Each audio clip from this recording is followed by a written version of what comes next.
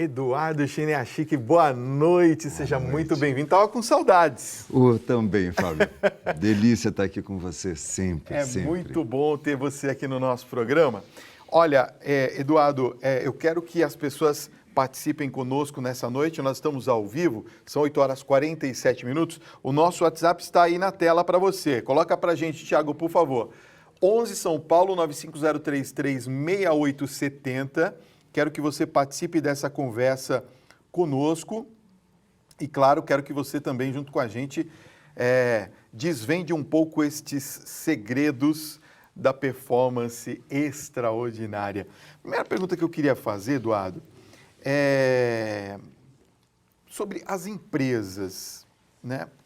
Nós percebemos que as empresas elas têm cobrado bastante dos seus colaboradores. De uma maneira geral, até nós acabamos percebendo muitas vezes que os colaboradores se sentem muitas vezes perdidos ou às vezes sobrecarregados.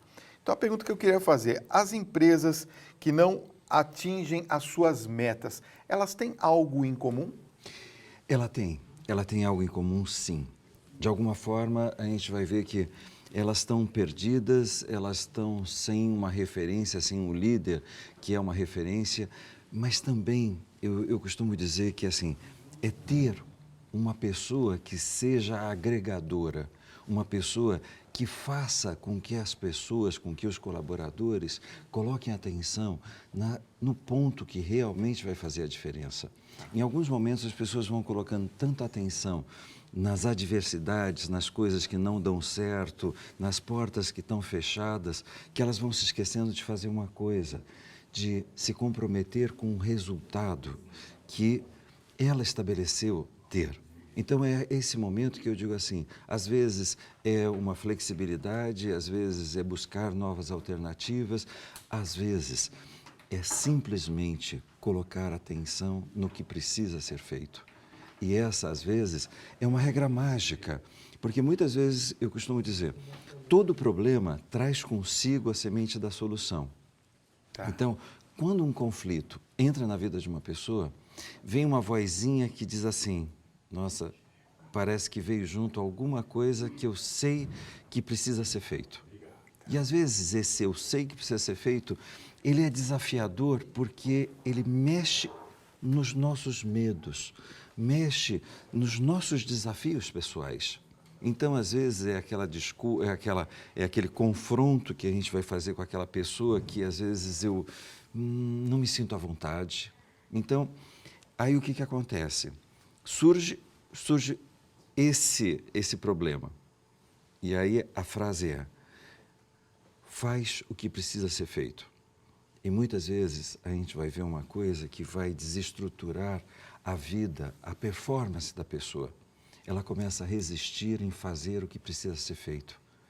E aí, assim, para quem está nos vendo agora, assim, como é que eu sei que alguém está resistindo? Olha a vida dela e vai ver 3 possíveis sintomas: dor, sofrimento e uma sensação de perda de controle da vida. Parece que a vida começa a fugir por entre os dedos. Quando é que ela retoma o domínio da vida dela? Quando ela faz, finalmente, o que ela precisava ter feito desde o início. Então, por isso que essa frase é mágica. Faz o que precisa ser feito na sua vida. Sabe uma coisa, Eduardo? Você está falando aí, eu já estou aqui pensando, maquinando. Oba. Às vezes acontece com a gente também, porque os desafios do dia a dia, principalmente na área empresarial, me parecem ser assim, desafios cada vez maiores, né? Cada vez mais impregnados de situações em que você se sente, às vezes, impotente. Não sei se essa seria a palavra, mas nós vemos grandes armadilhas sendo preparadas como se fosse um campo minado para todos nós que estamos nesse meio profissional. E às vezes a gente vê a nossa equipe, vamos dizer assim, os colaboradores, indo cada um remando para um lado diferente. Quando que isso acontece de verdade, Eduardo? Quando que se perde o prumo, a linha, o foco do que deve ser feito, como você disse agora há pouco? O primeiro momento é fazer o líder fazer uma reflexão, né? O quanto ele realmente está utilizando as competências de liderança dele. Tá. Isso é, primeira competência de liderança é competência pessoal, autoconfiança, autoestima, chamar a responsabilidade para ele. A segunda competência, competência social, essa capacidade de se comunicar, de se relacionar, de fazer com que as pessoas trabalhem em equipe. A terceira, a competência cognitiva. Isso é, hoje, mais do que nunca, Fábio, tem uma coisa que é assim, hoje não vai ser igual a amanhã e nem depois de amanhã. Então, tem empresas que às vezes a gente fala assim, nossa, estava tudo perfeito, eu estava vendendo GPS, que era uma maravilha, nossa, eu não sei mais onde enfio o GPS. Aí vem alguém, lança um aplicativo e eu não sei mais o que fazer com esse GPS que está encalhado. Então, o ponto é, a mudança está sendo muito rápida e nós precisamos, os líderes hoje, quer dizer, eu, você, todos nós, precisamos ter uma abertura para refletir se aquilo que nós estamos fazendo realmente vai nos levar para onde nós desejamos. Porque tem uma coisa hoje que é o novo, ele vem com duas palavras possíveis, glória ou tragédia. Então, no momento em que eu não estou aberto a aprender, a desenvolver, a conhecer mais, a buscar, eu estou caminhando para viver a tragédia na minha vida. Isso é aquele profissional que em um momento da vida foi muito talentoso, mas que em um outro momento ele ficou tão defasado que ele se tornou descartável. Então, essa competência cognitiva, isso é buscar, questionar. Às vezes, esse questionar é até mesmo na relação. Está divertido? O meu casamento está divertido? Quer dizer, não tem prazer também, não é isso? Não no sentido, não no sentido de separar, mas no sentido de, me dei conta, não está divertido. Então, o que eu preciso fazer? Que eu estou resistindo em fazer? Parar e vamos rir junto. Porque tem casais que não falta amor, mas eles pararam de rir juntos. E aí a gente vai ver que a quarta competência de um líder, de nós líderes, é a competência produtiva, a criatividade, a inovação. Então é esse momento em que às vezes as pessoas vão bater cabeça porque o líder às vezes não está chamando a responsabilidade para ele, não está criando um relacionamento, fortalecendo a comunicação, isso é, alinhando todos e, principalmente, fazendo o que precisa ser feito. Então, é esse momento que as pessoas começam a bater cabeça. Você trouxe uma empresa. Então, para quem está nos vendo, qual é a melhor empresa que existe nesse mundo? Você S.A. Isso é, se a gente estiver olhando para a nossa vida, a gente diria, a Mariana daqui a pouco vai falar sobre síndrome de burnout e ela vai dar um show em cima disso. Por quê? Porque é o momento que a pessoa se distanciou do prazer desse você S.A. Então, quando a gente fala, por um momento eu preciso parar e dizer assim, oba, eu sou o líder, eu sou o dono dessa empresa. Então, está na hora de eu, fortalecer a minha confiança, minha autoestima, chamar a responsabilidade para mim, do resultado que eu quero viver. Melhorar. Ao invés de eu me enfiar no buraco, de me fechar dentro de mim mesmo, vamos se comunicar, vamos se relacionar, vamos começar a trabalhar em equipe. Tem garotos empreendedores que estão dando um show hoje. É verdade. Não é isso? Estão se abrindo para o mundo, estão criando convergências infinitas e estão criando possibilidades. Isso é, estão questionando. As pessoas dizem assim, sempre foi feito desse jeito. E vem alguns garotos e dizem assim, onde é que está escrito que tem que ser desse jeito sempre? Não é? E aí eles estão dando um show de criatividade e inovação. É verdade. É isso que nós precisamos resgatar primeiro. Assim, nós não somos a empresa que nós estamos trabalhando, nós somos o nosso projeto de vida. Esse você SA precisa ser considerado. Isso é, para onde eu estou levando essa empresa? O que eu estou fazendo com ela? Entendi. Olha, tem um dos seus livros que se chama Transforme Seus Sonhos em Vida. Então, eu queria pegar um pouquinho o mote desse tema do seu livro e te perguntar o seguinte. Por exemplo, nós sabemos que os sonhos fazem parte, claro, da vida de todos nós. Todos nós sonhamos com alguma coisa ou com alguma situação de vida ou como nós gostaríamos de chegar. Mas a gente percebe que poucas são as pessoas que, de fato, conseguem trazer estes sonhos para a vida real. Onde que a gente peca na hora de transformar este sonho que é tão bonito em realidade? Quando nós não acreditamos em nós mesmos, no nosso talento, isso é, quando a gente estiver duvidando de nós, é esse momento que parece que não liga a lâmpada, não tem luz, não tem brilho. E o segundo momento é quando a pessoa não sabe se dar valor. Tá. É quando a pessoa ela tem um péssimo hábito na vida de aceitar menos do que ela merece. Menos amor, menos afeto, menos reconhecimento, menos diversão, menos prazer, menos vida.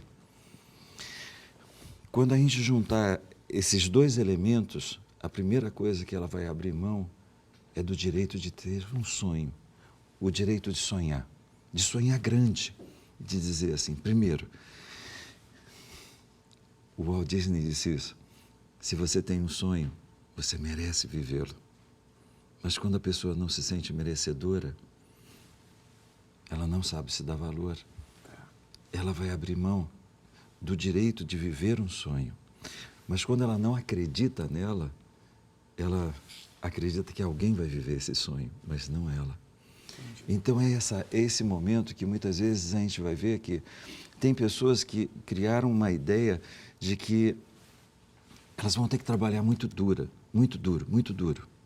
E elas vão se matar ao longo da vida. E é por isso que muitas vezes eu costumo falar isso. As pessoas não criaram um meio de vida.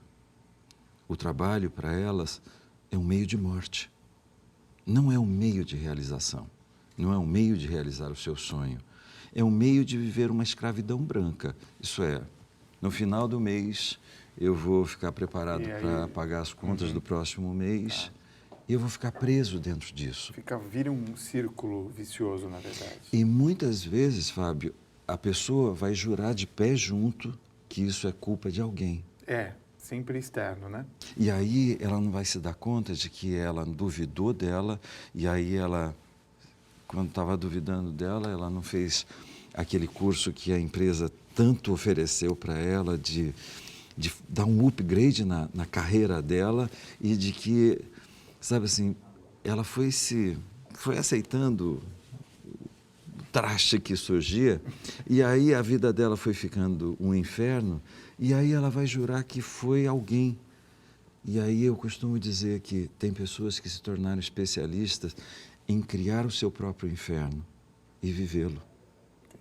Entendi. E vai ficar achando que um dia alguém vai salvá-lo. E talvez esse momento da Páscoa, para quem está nos vendo hoje, seja o momento de fazer o ato da ressurreição. Morreu para alguma coisa e nasce para algo muito maior, muito grandioso, que tem a cara dela. Alguém grandiosa e que merece uma vida grandiosa. Lindo que você falou, hein? Vou guardar isso. Fica aqui, toma uma aguinha, eu vou dar um recadinho e já volto. Para a gente mudar de vida, né, Eduardo? Fazendo até uma brincadeira, mas precisa ligar. Precisa ligar, não é? Tem não que pegar adianta dizer que preciso. Exatamente. Não adianta falar, eu preciso, deixa lá que alguém vai me dar a pílula. Não vai, não. Tem que começar tomando uma atitude. Eduardo, olha, são muitas as questões que chegaram aqui. Oba! Vamos começar? A Amélia Cardoso, de Caxias do Sul, no Rio Grande do Sul, fala assim: boa noite, Fábio, boa noite, Eduardo. Eu estou acompanhando o programa e tenho uma dúvida. Qual é a importância do pensamento positivo para o cumprimento das metas? pensar sempre positivamente é metade do caminho andado, Eduardo? É parte da estratégia. O pensamento, ele alimenta toda a ação do nosso cérebro.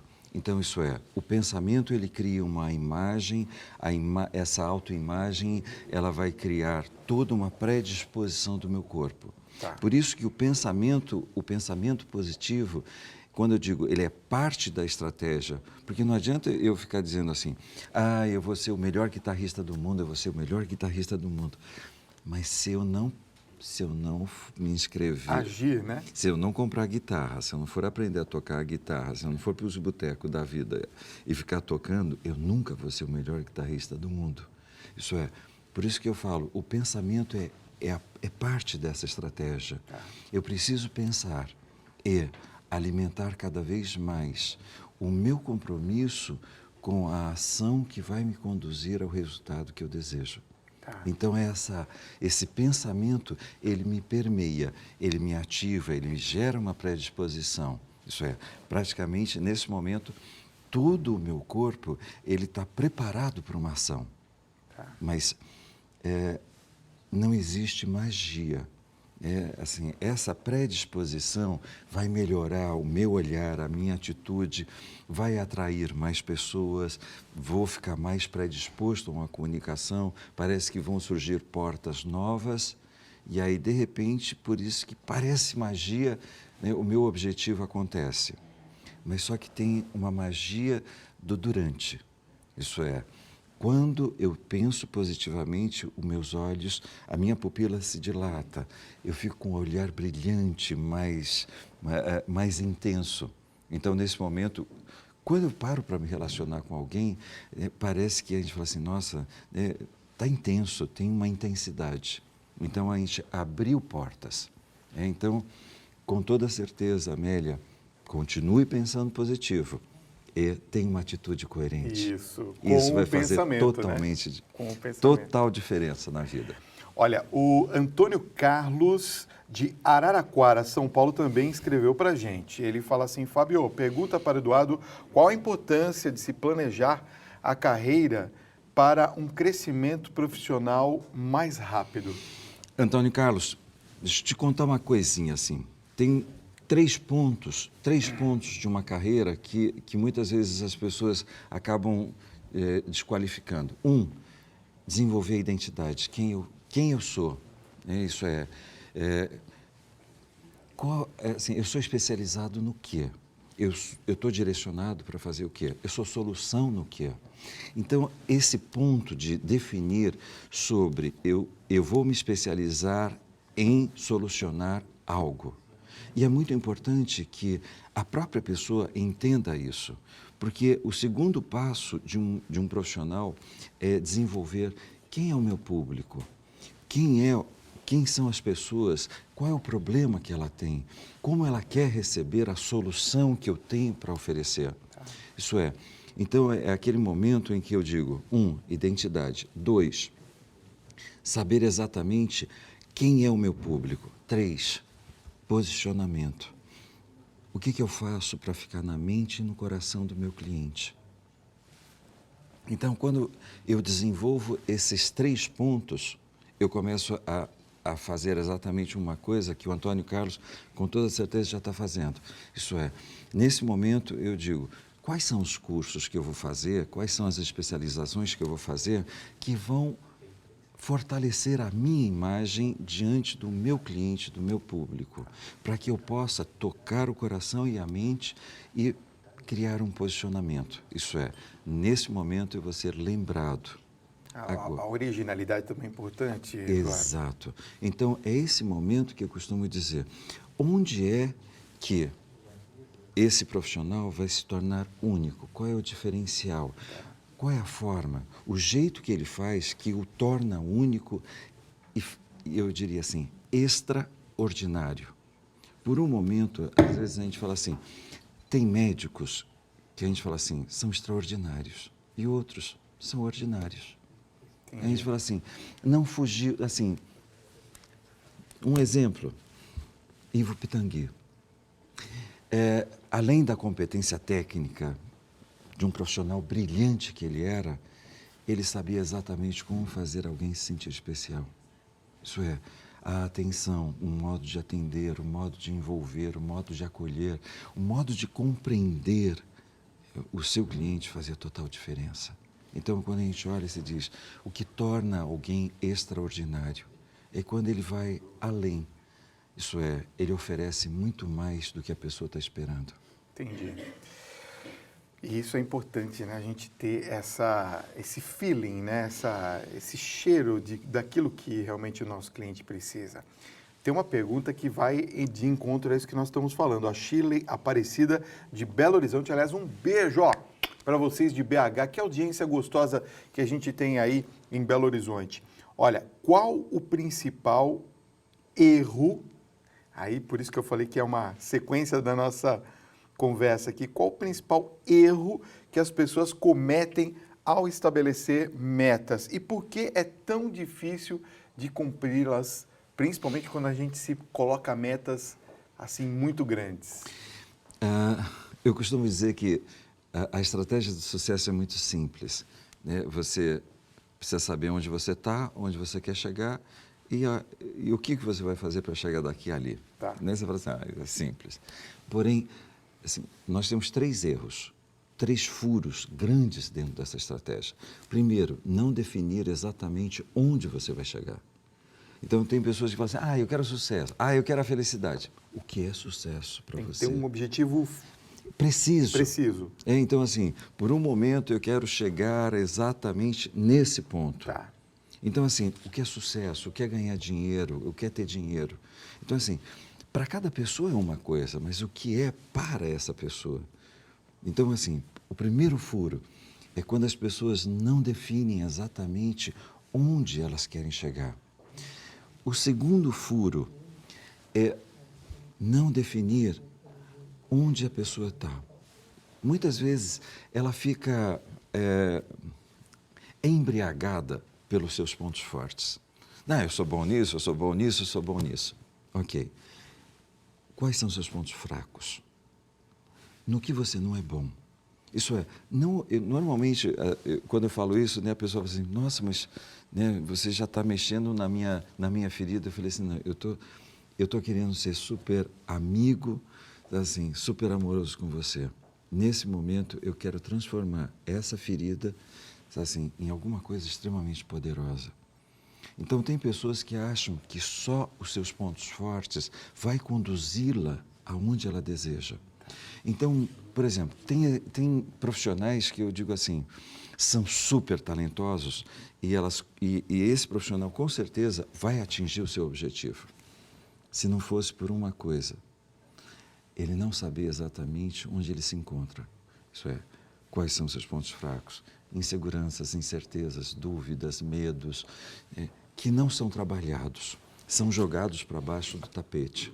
E aí chega um momento, quando ele se depara com um desafio onde ele não poderia mais ter esse medo, esse nível de incerteza, esse nível de insegurança, esse é o momento em que vai e simplesmente desmorona.